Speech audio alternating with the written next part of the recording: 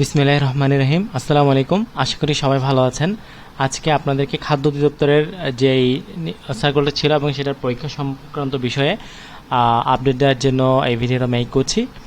তো চলুন আমাদের কাছে যে আপডেট আছে সেটা একটু আমরা দেখি। বিভিন্ন মাধ্যমে আমরা যা দেখতে পাচ্ছি যে পরীক্ষার সম্ভাব্য সময় নিয়ে এবং খুব দ্রুত পরীক্ষা হয়ে যাবে বা পরীক্ষার বিষয়গুলো নিয়ে খুব বেশি আলোচনা চলছে। তো আমি একটা ভিডিও করেছিলাম সহকারী উপখাদ্য পরিদর্শক এবং উপখাদ্য পরিদর্শক এটা নিয়ে প্রায় 4-5 মাস আগে। সেখানে বলেছিলাম পরীক্ষার সম্ভাব্য সময় ছিল আনুমানিক জুন বা এর পরে। তো আমরা যেহেতু একেবারে কাছাকাছি সময়ে চলে এসেছি এবং এখানে আমরা একটা নোটিশ দেখতে পাচ্ছি, সেটা হচ্ছে আমাদের খাদ্য অধিদপ্তরের যে ওয়েবসাইট আছে সেখানে এই নোটিশটা ডাকা হয়েছে এবং এটা 7ই মে প্রকাশিত হয়েছে এবং নোটিশের ডেট ছিল 12ই মে 2024। অর্থাৎ এখানে যে মহাপরিচালক সাহেব যেই সভা ডেকেছে সেই সবার আলোচ্য বিষয় ছিল 1 নম্বরে যেটা, সেটা হচ্ছে জনবল নিয়োগ, পদোন্নতি এবং অন্যান্য প্রশাসনিক কার্যক্রম সংক্রান্ত।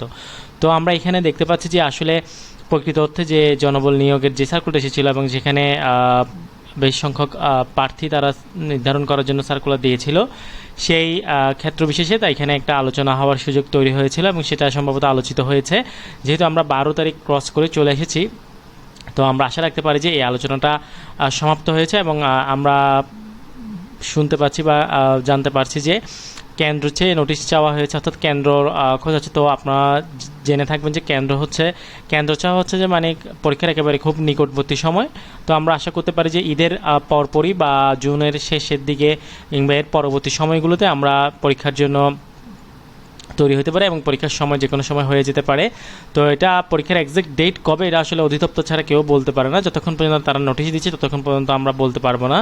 তো এখন এখানে যারা আবেদন করেছেন আপনারা সবাই SMS পাবেন, এটা এখানে বিচলিত হওয়ার কোনো কিছু নেই।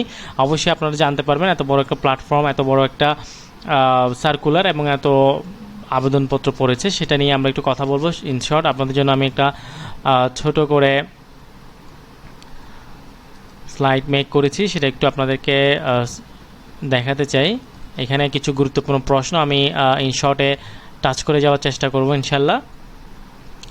তো এখানে প্রথম যে বিষয়টা আসলে খুব গুরুত্বপূর্ণ সেটা হচ্ছে আমাদের পরীক্ষাটা কখন হবে বা অ্যাডমিট কার্ডের বিষয়গুলো নিয়ে। তো এগুলো নিয়ে আলোচনা করার চেষ্টা করব। তো এর আগে আমি একটা ভিডিও মেক করেছিলাম যেটা হচ্ছে আপনাদের পরীক্ষার প্রস্তুতি কৌশল নিয়ে এবং কী ধরনের প্রস্তুতি হওয়া উচিত এবং সব চাকরির পরীক্ষা যে প্রস্তুতির কাজে দিবে। তো সেটাতে আমি আসলে আশানুরূপ খুব ফল পাইনি এবং এটা রেডি করতে আমার অনেকের সাথে কথা বলতে হয়েছে এবং খাদ্যতে জব করে এমন কয়েকজন ভাইয়ের সাথে কথা বলে আমি এটা মেক করেছিলাম। তো সেটাতে আসলে খুব বেশি রেসপন্স না আসাতে আমি আসলে বেশ কিছুদিন ধরে ভিডিও মেক করিনি। তো যাই হোক, এখন আমি আবার এই ভিডিওটা তৈরি করছি আপনাদের জন্য এবং এখানে বেশ কিছু প্রশ্ন এসেছে, সেই প্রশ্নগুলো নিয়ে বা যে প্রশ্নগুলো আমাদের মনে উদিত হচ্ছে সেই প্রশ্নগুলোর আলোকে আমি বলার চেষ্টা করব। তো সর্বপ্রথম আমরা দেখতে পাচ্ছি A to Z যে আপডেট, রিসেন্ট যে আপডেট আছে সেটা দেওয়ার চেষ্টা করছি। অলরেডি সার্কুলার প্রকাশ হয়ে গেছে, আবেদন শেষ হয়ে গেছে এবং সবাই আবেদন করে ফেলেছে। নতুন করে আবেদন করার কোনো সুযোগ নেই। অনেকে জিজ্ঞেস করে যে এখন আবেদন করা যাবে কি না। সো নতুন করে আবেদন করার কোনো সুযোগ নেই, যা হওয়ার হয়ে গিয়েছে। এখন শুধু পরীক্ষার জন্য আমরা অপেক্ষা করছি। তো পরীক্ষারও খুব একেবারে কাছাকাছি সময় আমরা চলে এসেছি। তো এখানে দেখতে পাচ্ছি খাদ্য অধিদপ্তর অ্যাডমিট কার্ড কখন দিবে বা অনেক জায়গায় আমরা দেখতে পাই যে খাদ্য অধিদপ্তরের অ্যাডমিট কার্ড প্রকাশিত হয়েছে, আপনারা প্রস্তুতি নিন, পরীক্ষা যে কোনো সময় হবে। তো এগুলো আসলে হচ্ছে যে মানুষকে মিসগাইড করার জন্য কিছু কথাবার্তা।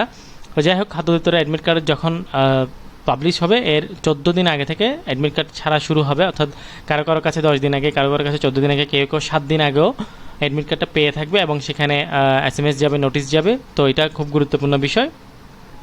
তবে আমার দৃষ্টিকোণ থেকে আমি যতটুকু বলতে পারি বা বিগত দিনের আলোকে অ্যানালাইসিস করলে আমরা যতটুকু জানতে পারি যে পরীক্ষা জুনের পরে অর্থাৎ ঈদের পরে যে কোনো সময় হতে পারে, সেটা আগস্ট, সেপ্টেম্বর কিংবা যে কোনো সময় হতে পারে, এটা অধিদপ্তর ভালো জানে। তবে ঈদের আগে হওয়ার সম্ভাবনা খুব কম এবং ঈদের পরে হওয়ার সম্ভাবনাই বেশি। এখন হচ্ছে পরীক্ষার ডেট কবে পড়বে, পরীক্ষার সম্ভাবনার সময়, এটা নিয়ে একটু আলোচনা করলাম। পরীক্ষা কি নিজ জেলাতে হবে নাকি বিভাগীয় শহরে হবে?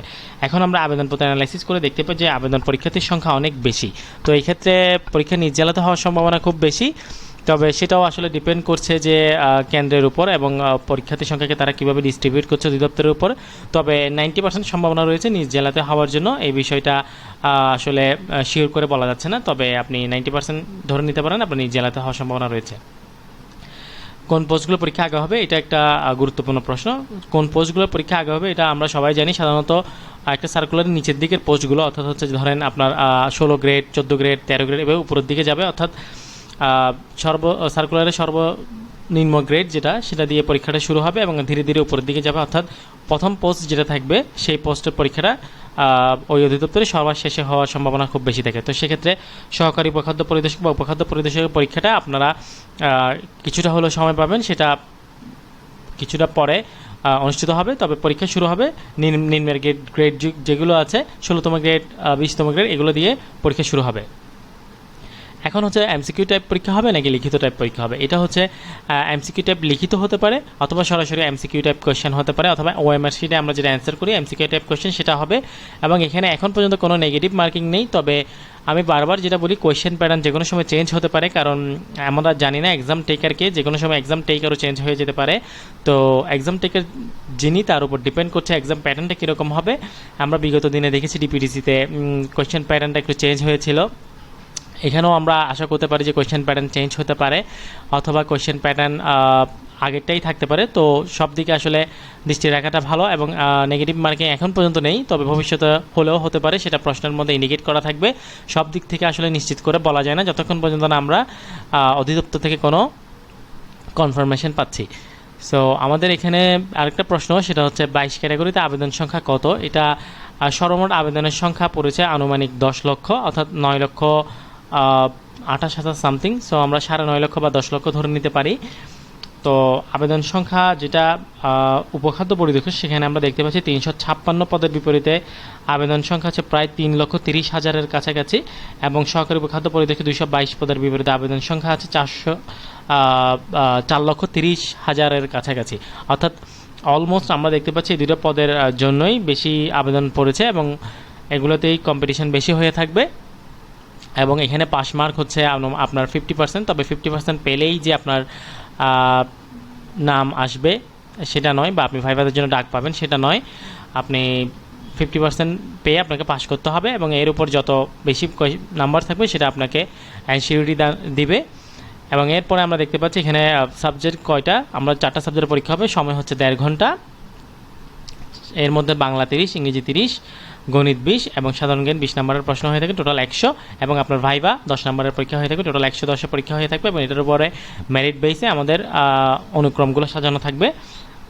তো পরীক্ষা শেষ সময় প্রস্তুতি কৌশল কেমন হওয়া উচিত এবং কোন কোন বিষয় ফলো করা উচিত, এই বিষয়ে আমি কিছুদিন আগে একটা ভিডিও মেক করেছিলাম যে পরীক্ষার প্রস্তুতি কৌশল এবং কোন কোন টপিকগুলো কভার করা উচিত। এবং আমি দৃঢ়ভাবে বিশ্বাস করি যে কোনো জবের জন্য এবং সব খাদ্যের জন্য এই সাজেশনটা ফলো করলে ইনশাআল্লাহ তাআলা আমি আশা রাখি যে আপনাদের 80-90% কভার হবে এবং আপনি পরীক্ষায় সফলতা পাবেন ইনশাআল্লাহ। তো আমি রিকমেন্ড করবো আপনাদের সবাইকে কাইন্ডলি ভিডিওটা দেখবেন, এবং সেখানে যে টপিকগুলো হাইলাইট করা আছে 5 স্টার করা আছে সেগুলো আগে শেষ করবেন, এবং সময় যদি থাকে এরপর তাহলে 4 স্টার 3 স্টার এভাবে ক্রমান্বয়ে নিচের দিকে নামবেন। তো এই ছিল আজকের ভিডিও। আজকের ভিডিওতে অনেক কথা বললাম, আপনাদেরকে আপডেট দেওয়ার চেষ্টা করলাম। এবং আমি সবসময় চেষ্টা করি থাম্বনেলও এবং আমার যেই ভিডিও টাইটেল সবগুলোতে যেন আমি অ্যাকুরেট তথ্য, অথেন্টিক তথ্যটা দিতে পারি, এবং কোনো বানোয়াট কোনো তথ্য কিংবা আই ক্যাচি কোনো আপনার থাম্বনেল দিয়ে আমি আসলে অন্যরকম তথ্যগুলো দিতে চেষ্টা করি না। আমি চাই যে অ্যাকুরেট তথ্যটা যতটুকু আমার জানা আছে বা আমি জানতে পারি অন্য কারোর মাধ্যমে কিংবা যারা ডিপার্টমেন্টে আছে তাদের মাধ্যমে, আমি চেষ্টা করি যেই ডিপার্টমেন্টের তথ্য সেই ডিপার্টমেন্টের লোকের কাছ থেকে নেওয়ার জন্য, বা সেই ডিপার্টমেন্ট ঘাটাঘাটি করে তাদের ওয়েবসাইট, তাদের বিগত দিনের প্রশ্নের প্যাটার্ন, তাদের এক্সাম প্রসিডিওর, এক্সাম টেকারকে, এগুলো সব রিসার্চ করে তারপরে আমি ভিডিওটা মেক করি। সো একটা ভিডিও মেক করতে জন্য আমার অনেক সময় লাগে। তো আশা করছি আজকে ভিডিওটা ভালো লাগলো। দেখা হবে পরবর্তী কোনো পর্বে নতুন কোনো টপিক নিয়ে। সে পর্যন্ত সবাই ভালো থাকুন, সুস্থ থাকুন। আল্লাহ হাফেজ।